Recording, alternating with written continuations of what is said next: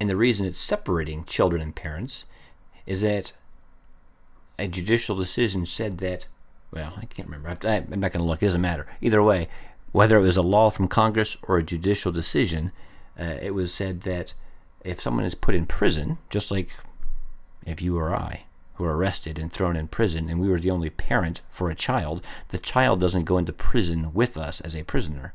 The child is put into foster care or some other kind of detention holding care until the parent can be released from prison, or in this case, detention. So that's it. It's not trying to separate children. That's just the way the law works. And his executive order ending the separation policy doesn't offer further punishment. All it's trying to do is it's trying to say that that children can be kept with their parents, which is against the law. But there was such an outrage.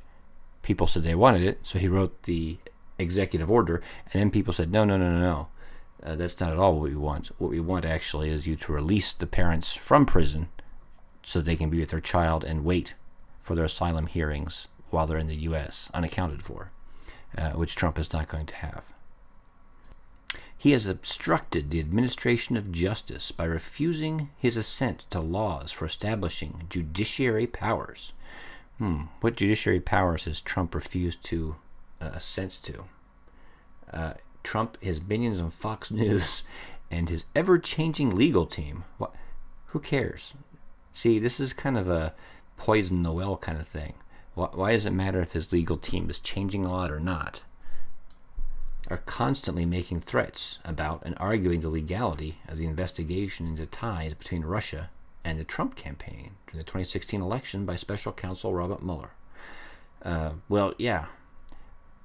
Trump thinks he's innocent.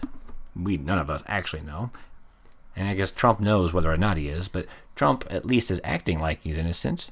And if he were innocent, and if I were innocent in his position, and there was an investigation dragging on every day, being spun in the news, saying that any day now there could be charges dropped against the president, and I'm not going to dig them out, but there are articles talking about Trump shouldn't be able to appoint a replacement for Justice Kennedy because he's under investigation, or he could be indicted. So yes, this investigation is hurting his legitimacy, hurting his perception among the people. So of course he's trying to attack it, especially if he thinks or he knows he's innocent and this is dragging on. If he's innocent and it's dragging on, Trump may think this guy is out to get me for political reasons. There are plenty of people out there called never Trumpers. People who think Trump is a legitimate threat to the nation. People who think Trump is literally the next Hitler. And you would do anything to stop the next Hitler. Is Robert Mueller one of those people? Would Robert Mueller trump up charges to try to sink Trump to save the nation? I don't know. He could think it. There are people out there who do. So defending yourself in the public eye is just as important as defending yourself in the legal eye. And, in fact, in this case, probably more so, because Robert Mueller may not be able to bring charges directly against Trump. At best, he can make findings and recommendations to Congress, and then Congress has to mull impeachment. And that will be very much a political and therefore a public opinion battle. That's on top of the constant drumbeat trying to weaken American confidence in the FBI. The FBI weakened the American confidence in the FBI, screwing around with Hillary Clinton, whether or not she was going to be charged, with the release of all the texts between the people in the FBI and the Department of Justice, talking about how Trump was evil and how they were going to make sure he was not elected, or they had a contingency plan. They are the ones not releasing records to Congress that have been asked for, subject to Congress's legitimate oversight authority. It's the FBI that is sinking America's confidence in the FBI, not Trump. Trump's pointing it out. He's keeping it fresh in the minds of the people, but if the FBI had not been doing any of those things, if the FBI had not been conducting anything inappropriate, Trump wouldn't have anything to say. So it's the FBI's actions that's the root cause of their loss of confidence in American people and the justice system as a whole. Absolutely. It's not Trump. Trump's just pointing it out and saying how much bullshit is in the system. And again, that's why you got Trump, because the American people suspected it, and now they're seeing it. The masks are being pulled off, and they're not happy about it. He has made judges dependent on his will alone for the tenure of their office and the amount and payment of their salaries. The ultra-conservative Federalist Society keeps sending Trump names of conservatives for judicial vacancies, and Trump keeps nominating them. So, is it really judges dependent on his will? Actually, it sounds like new judges are dependent on the Federalist Society and just for being hired or promoted. Trump is not firing current judges, and he's not messing with their payment and their salaries. But more importantly, during the run-up to the election, people said Trump's an idiot. He doesn't know what he's talking about. And Trump said what? He said, I'll get the best people. I'll get people who are experts in these things to advise me, and I'll follow their advice. The liberals have groups that push for certain judges, that tell them what judges can be trusted or have certain views. And there are conservatives do too. You may not agree with the Federalist Society, but it is as legitimate as any other way to pick judges. He has erected a multitude of new offices and sent hither swarms of officers to harass our people and eat out their substance. Now the second part, eat out their substance, it's one of the Bill of Rights, talking about how you can't force the citizens of a nation to quarter soldiers. The government officials at the time, soldiers and some of their officers, could go to a house and just say, hey, we're going to sleep here tonight, feed us, take care of us for the evening. Obviously that doesn't happen anymore. But has Trump erected a multitude of new offices? Actually, in fact, he's cut a lot of the employees for the federal government, especially in the State Department and the EPA, so they don't hither and harass our people. To beef up immigration and customs enforcement, Trump has vowed, that sounds like future. It doesn't sound like he has hired. He's just promising to hire them, so he hasn't actually erected it yet, to round up those who might be in the U.S. illegally. Well, not those who might be. They would round up only people that are in the U.S. illegally, unless they accidentally pick somebody up, and then they should release them. If they don't, they should get in trouble. Even though many of those being harassed are legal residents. Well, if they are legal residents, then they shouldn't have any fear of being deported. And if there are 10, 15, 20, however many million illegal immigrants in the U.S., and they keep saying that there's no way to deport them all, well, hiring a bunch of new ICE agents to round them up and deport them seems appropriate. He has kept among us in times of peace standing armies without the consent of our legislatures. Ordering a large number of oh, I didn't even see that the first time I read this. Ordering a larger number of National Guard troops at the border with Mexico fills that bill. Okay, this is wrong on so many levels. First of all, we have standing armies with the consent of the legislatures. So this is completely outdated. The legislature already has authorized the creation and standing of a army in times of peace. Second, if it says ordering a larger number, that implies there's already a number of National Guard troops at the border. So if they're already there, and he's just increasing the number of them, is he really... I mean, it's not like outrageous creating something out of whole cloth. It's just expanding or reducing the scope of an already existing and approved mission. He has affected to render the military independent of and superior to civil power. Check. Judges may have blocked Trump's order banning transgender people from serving in the military, but that doesn't mean Trump won't keep trying. Well, first of all, keep trying, which means it hasn't actually been overturned, and the will of the judges has not been ignored. And second, here's a little little secret for you. Trump is the president, and while he is the commander-in-chief, he is a civil power. We are not, the military is not run by the military. Ultimately, in this nation, the military falls under civilian authority, and that has not changed in this case. He has combined with others to subject us to a jurisdiction foreign to our Constitution and unacknowledged by our laws, giving his assent to their acts of pretended legislation.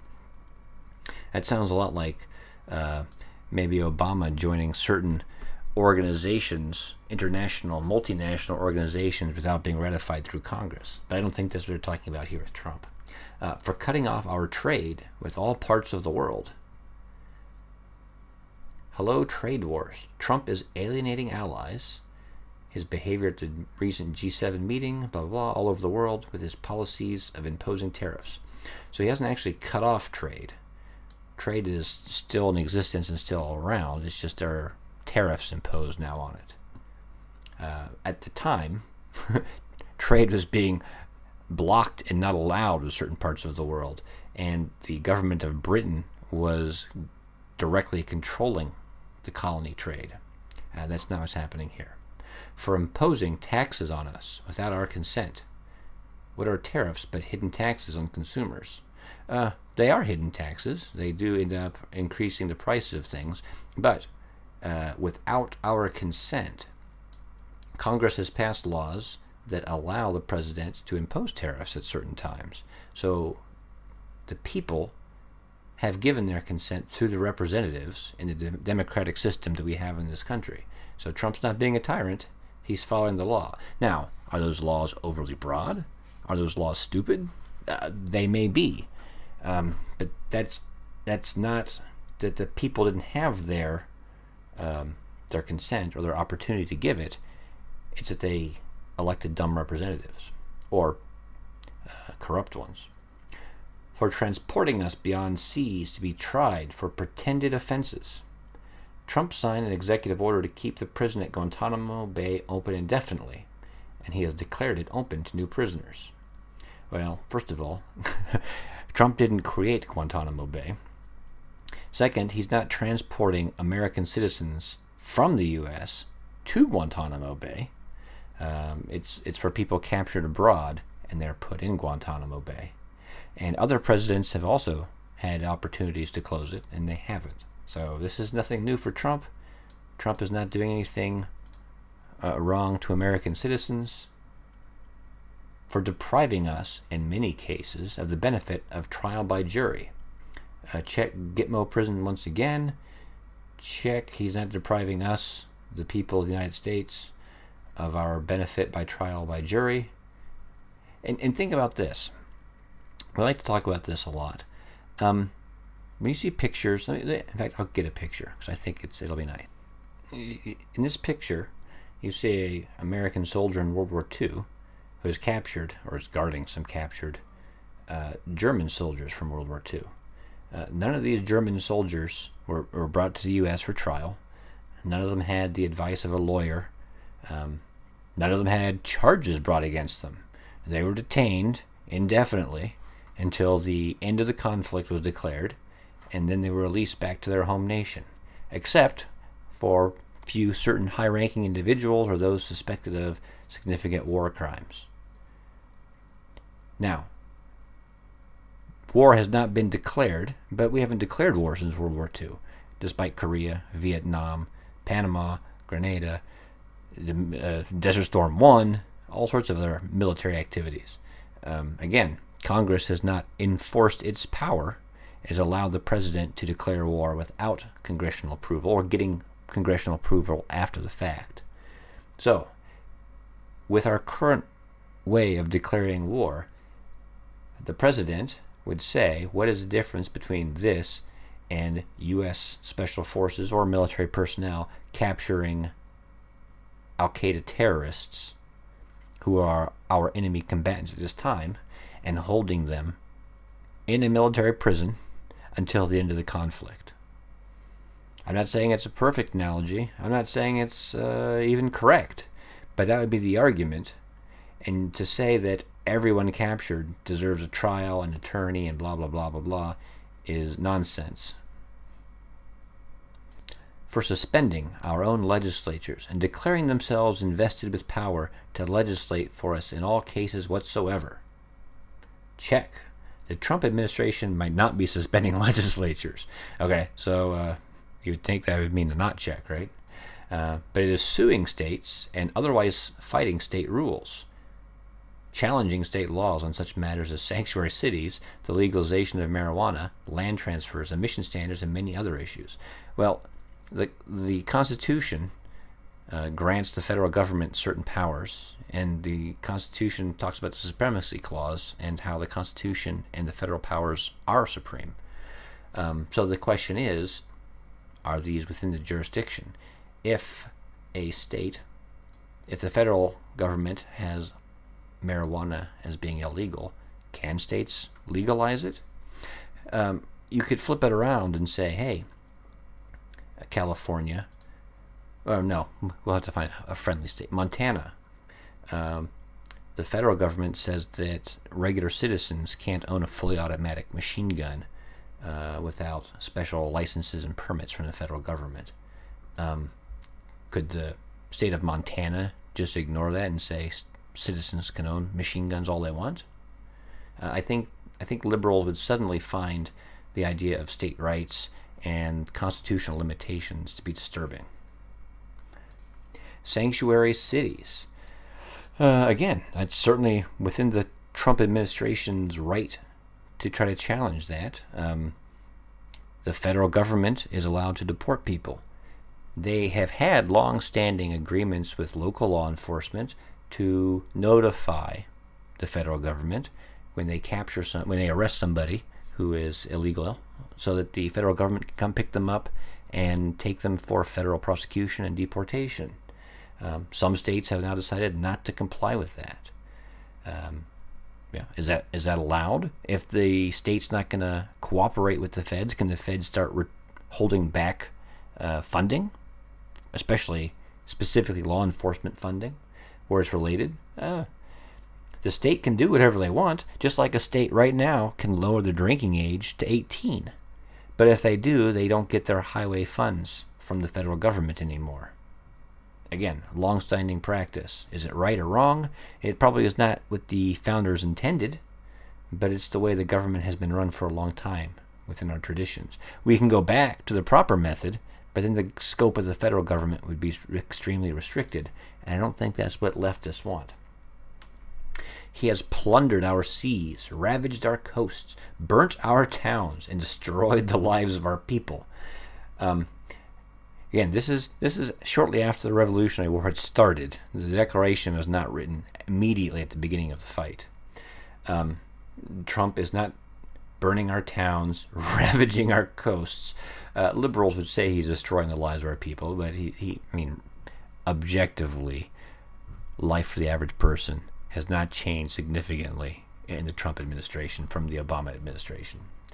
Trump has ordered the expansion of offshore drilling, risking the health of wildlife. That's not us, that's the animals, and the oceans themselves, not to mention the coasts and the economies of states bordering oceans. Actually, the economies would be benefiting from taking the resources and selling them. And he's not plundering. No, it's not talking about plundering. At the time, either the British Army was taking resources and marching through the colonies, or again, previously, before the revolution started, the government of Britain would be taking money from the colonies, whether through taxes, tariffs, and other means of that nature, or again, directing where supplies would go for shipment, taking the wealth and the resources from the colonies and shipping it back to England. That's not what's happening here. They're keeping the wealth within the nation. The Trump administration is not giving enough resources to western towns ravaged by wildfires. Let's just look here. The federal government and states struggle to pay spiraling costs of fighting wildfires. The federal government spent more than $2.7 billion on firefighting in its most recently finished budget year, a record that far surpassed the previous high of $2.1 billion set just 2 years ago. So I'm not even going to bother reading the rest of this article, although actually it's long, so who cares? Ultimately, all I can say is it may not be enough, but it's still a record. It is more than has been spent at the previous high 2 years ago. And it's a significant increase. We're talking 2.1 to 2.7. So it's a 12, 13% increase. That's not insignificant. No, I think I did that wrong. I think it's actually more like a 25% increase. That is very significant. And I can see where the government may not have had additional money allocated for this kind of thing. Trump continues to ignore the plight of American citizens in Puerto Rico, many of whom are still without power. The federal government and FEMA sent plenty of resources to Puerto Rico. Puerto Rico is a hard place to send resources because it's an island. And because the island was pretty devastated, it's hard to push supplies around. And there are other reports talking about how the mayor of San Juan was not effective in distributing and enforcing the recovery efforts of the nation or her area. And if you look, the FBI is now investigating her for corruption. She had a whistleblower who's claimed she was punished for reporting illegal acts. She claims officials schemed to pay a supply company 3 times the average amount during the recovery efforts. So corruption like that will certainly slow down and hinder recovery operations. That's not Trump's fault. That's corrupt local officials' fault. He is, at this time, transporting large armies of foreign mercenaries, that'd be the Hessians, to complete the works of death, desolation, and tyranny, already begun with circumstances of cruelty and perfidy scarcely paralleled in the most barbarous ages, and totally unworthy the head of a civilized nation. So Eric Prince, brother of Education Secretary Betsy DeVos, and founder of the private military contractor Blackwater, or whatever his latest name is now, which I think it has changed, still peddling a plan to the Trump administration to use private mercenaries to fight the Afghanistan war. Trump and co are listening, but luckily no one has bought what Prince was selling yet. So he is not, at this time, transporting large armies. He's not transporting any civilian mercenaries to these nations. So this is not a check. This is a not applicable. He has excited domestic insurrections amongst us. This is funny because I've seen other liberal websites talk about this one. And has endeavored to bring on the inhabitants of our frontiers, the merciless Indian savages. They don't like that word. That triggers them pretty hard. Whose known rule of warfare is an undistinguished destruction of all ages, sexes, and conditions. Check. Oh my gosh. What has he done? After Trump's election, the number of hate crimes in the U.S. against Muslims, Latinos, African Americans, and immigrants surged and is still rising steadily. Now this one should already immediately raise red flags. We'll have to look more closely. But anytime you hear something about hate crimes, number of hate crimes targeting people, blah, blah, blah, you should look very carefully at the numbers, the statistics, and what is being claimed. There have been several well-documented instances where hate crimes were actually forged or faked by the minorities in an attempt to raise awareness or sympathy for their concern about rising hate crimes, which wouldn't be rising if they weren't making them hoaxes. And depending on how they count them, is it claims of hate crimes? Is it actual convictions for hate crimes? So we'll have to look. Let's take a look here. Yeah. Well, the article linked says a number of hate crimes surges in year of Trump's election had been generally declining before 2016. Okay. Number of hate crimes 2016 jumped by nearly 300 reported cases. So this is just someone saying that there was a hate crime committed. 6,100, 21 incidents compared to 5,850 in 2015. Okay. Concerning spike. 8,759 in 1996. So that's where they're saying there's been a long-term general decline.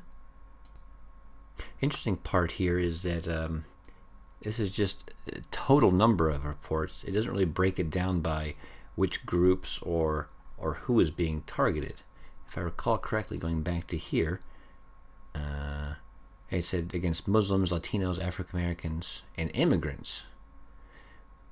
So here it's asserting that these individual groups had the number of hate crimes raised after Trump's election, while the referenced link just lumps them all together. Let's take a closer look. Here we have the 2016 FBI Hate Crime Statistics Report, and it's got quite a bit of information. Here's the overview, talking about the number of incidents, how they're reported, are they religious or racially based. But we'll focus here on the race ancestry bias. So 2016, 50% were motivated by anti-black or African American bias. And if you look at the 2015 stats here, let's get that nice and even here. Oh my goodness. 2015 in Obama's last year, 52% were motivated. So actually, the 2016 numbers, it dropped. It dropped significantly. It dropped by 2.5%. Thank you, President Trump. That's wonderful. I'm glad to see that.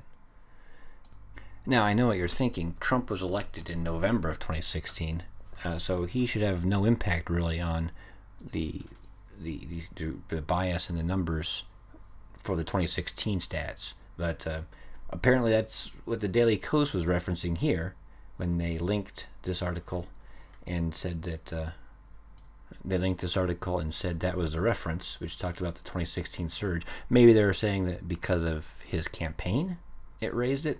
But either way, right away off the bat, we're saying the percentage of blacks that were being racially harassed or victims of hate crimes was significantly reduced. Trump did say he would be a unifier. Let's look at this.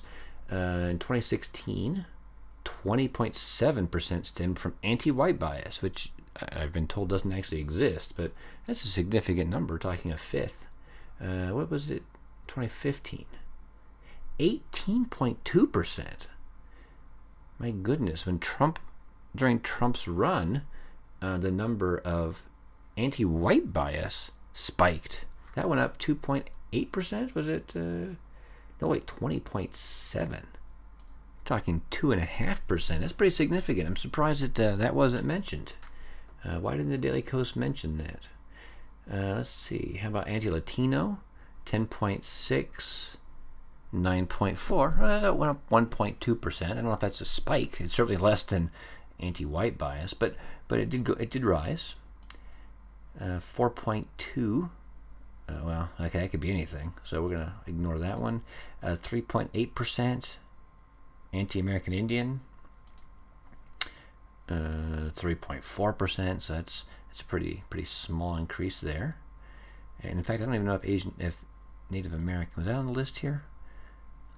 No, I haven't seen Muslims. We saw African Americans, Muslims. I don't know about immigrants. Let's see if immigrants is on here. Oh, anti-Arab bias. It's different than anti-Muslim bias, but liberals conflate the two a lot. So we'll just assume that they're dumb, and they assume that they're the same.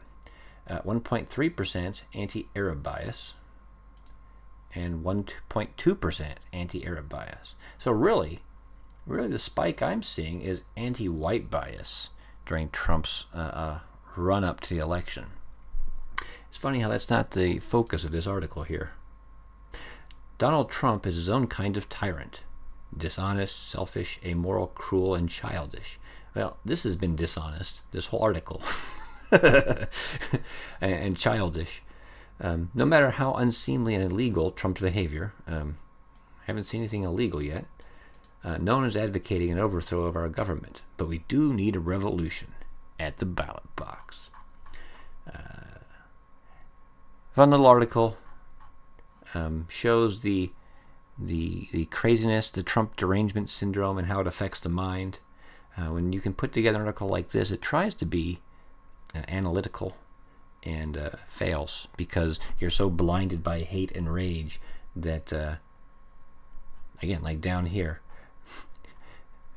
you want to say the number of hate crimes against these groups you think Trump hates and that you think should have, because Trump hates them in your mind, they should have a spike in the number of hate crimes against them. So you either just assume it and put it down as fact, or you're just too lazy to actually look at specific numbers and see that it's not the case at all. And in fact, it's white people that are having a spike in harassment and discrimination against them. Or to talk about considering the option of sending private military contractors to a war zone being the same as actually deploying Hessian mercenaries to a nation that do burn down, destroy, and kill people. It's ridiculous. The left is not being taken seriously because more and more of them are being driven further to the left, and they're embracing this kind of extremist rhetoric. That's all. Thanks for listening, and I hope you enjoyed it.